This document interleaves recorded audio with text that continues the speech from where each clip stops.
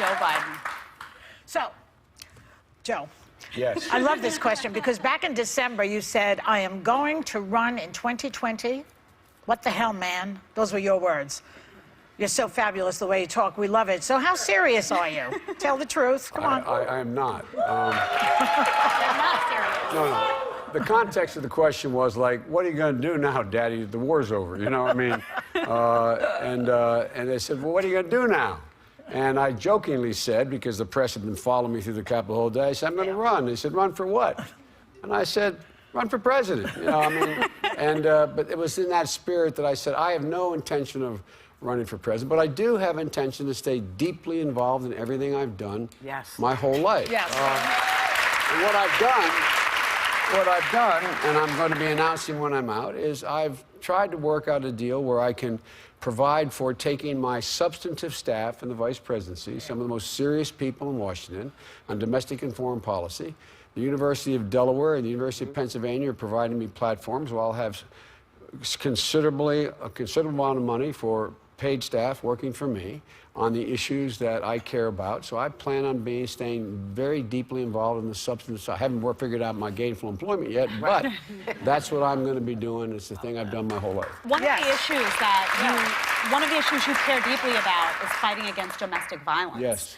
Why that issue? I mean, you authored the Violence Against Women Act. You've been at the forefront of this. Why right now, and particularly with what you see going on college campuses, why this issue? Because we can and we are able to change the culture in America. No man has a right, under any circumstances other than self-defense, ever to raise his hand to a woman. None. Zero. None. There's no justification for it. And folks, you interviewed me early on, Whippy, when I wrote the Violence Against Women Act. We've had phenomenal success. Violence against women and domestic partners is down 67%, except in one area. And it devastated me to find this out 2.5 years ago, because I brought that office inside the vice president's, run by me, not by the Justice Department. And I found out that the number of women between the ages of 14 and 24, the rape and sexual assault against them has not decreased at all. So that's why the president and I started this Violence Against Women. I did a virtual town meeting, I'm trying to do this quick, virtual town meeting with tens of thousands of people on the phone. And I asked all these young women from high school through colleges saying, what can we most do? And I gave them a contact point. They said spontaneously, get men involved. Guys, it's on us. We have a moral obligation. We have an obligation to step up. We have an obligation to speak out. That's right. And so Joe, given all the things that we know in terms of what's coming up, how are you going to keep this office and this issue in front of with about $6 million worth of staff. Wow. And I'm going to have a full-blown staff of the leading people in the country on cancer care, on foreign policy, on domestic policy, and violence against women. And I was going to run an entire operation out of the University of Delaware, where I have, if you name the 10 best people in the country on this issue, 3 of them are going to be working full-time with me and the other working along. Let's talk about the other thing, because in 2015 we all mourned with you when your beloved son, Beau, passed away from brain cancer. And after you leave office, you're going to work tirelessly for cancer research, right? And your initiative, Cancer Moonshot. So you have very ambitious plans to cure cancer. Are we close? Yeah, we are. Look, one of the things I found out, I know this is short, but 5 years ago, until 5 years ago, there was no coordination in the cancer area. Now you hear a lot about immunotherapy, using your immune system. Well, it was viewed as a voodoo science 6 years ago, 7 years ago. Now it's at the center of things. It's being funded. Virologists, biological engineers, this whole conglomeration of people. When Nixon declared the war on cancer, he had no army, he had no weapons, he had no knowledge. And we set up a structure that was set for medicine not sharing information. The image was sort of Dr. Salt curing polio in a laboratory. Now it's a collaborative effort, but docs don't share well. Yeah.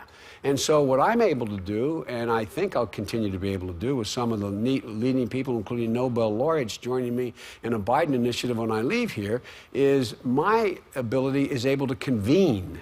To convene people and to break down these silos. One case in point, I got a call when I was trying to reorganize the federal government, which we did on this. I got a call from IBM. Do you want to have Watson?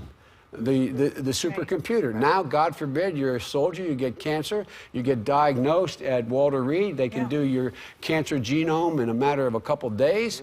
They can sequence it. It gets plugged into Watson. Watson has read every single solitary treatise in the history of the world on cancer.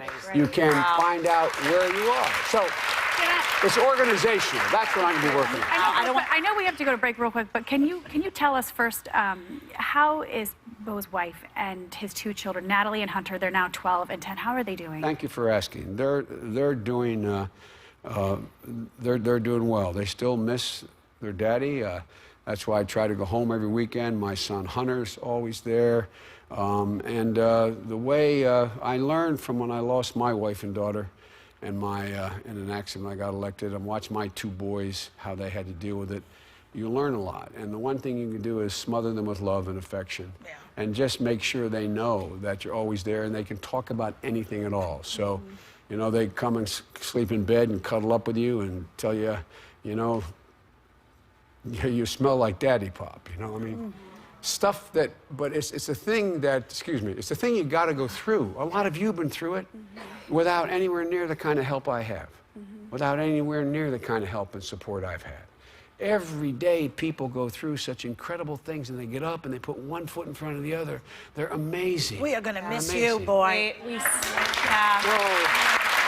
appreciate it. But they're doing.